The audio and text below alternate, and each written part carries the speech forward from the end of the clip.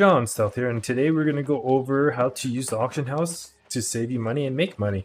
One of the biggest things that most people overskip is, let's go Earth Quintessence, boom, 75 gold, right? So that is, for me, that's kind of expensive. These are actually pretty easy to farm. This guy's going to make a lot of gold when people buy from this post, but I want to save money. I'm going to click on all settlements, click on this top tab right here. It's going to show all the locations in the map, all the locations, right? So Everfall is selling it for 48.50. So, and he has 20 of them. And yeah, and it also tells you how much you owe. Sorry, not owned. So, and how long it's going for. Obviously, you don't want to pay. I'll show you in a sec. So, you're saving about like 25, just from knowing about this, right? So I will travel to Everfall and buy all of his stuff for 50, and it's cheap to go and buy from there. You know, whereas my taxes here are way more expensive, and it's double the tax, right? So also think about that taxes as well, because this is 2, the other one's 4, right? So I'll be losing a lot more money.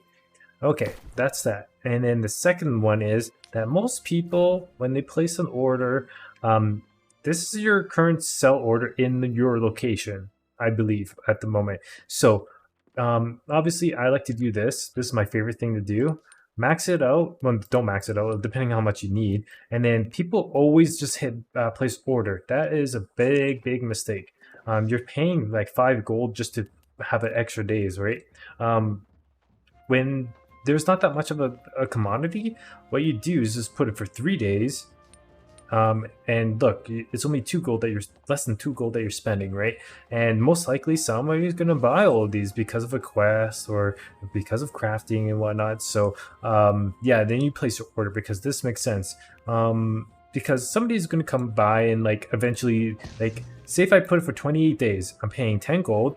What happens if I come along? I'll come along and put it for, oh, you put it for 1.25. I'm going to come along and put it for this, and then cap it out, and I pay less in fees, right? So it's a huge difference. Somebody's going to come along and put more quantity in a lesser price. So there's no point of going for 28 days. You're just wasting money right there. So put it for 3 days is the bare minimum, I say, for everybody. 3 days.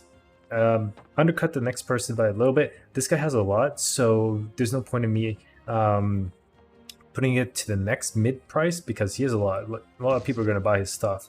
So yeah, there's no point of doing that. Let's see if I can find something that's a little bit more rare. For example, this I'm going to put on this. I have 10 of them. Example 33333 10 to 10, right? So technically this is more of a rare commodity, right? What you could do is that you could be patient, put it for, I don't know, 35, maybe, put it for 3 days, and maybe like somebody might buy all this and then they might get to your order at 35 and you make more money that way. Or you buy these 2 bottles, maybe 3, you buy the 3 bottles, and then you go for, I don't know, 14.98, and then you undercut this guy, max it out. Well, technically you don't need to max out. I recommend never to max out anything out because you never know when you might need this in a desperate situation, right?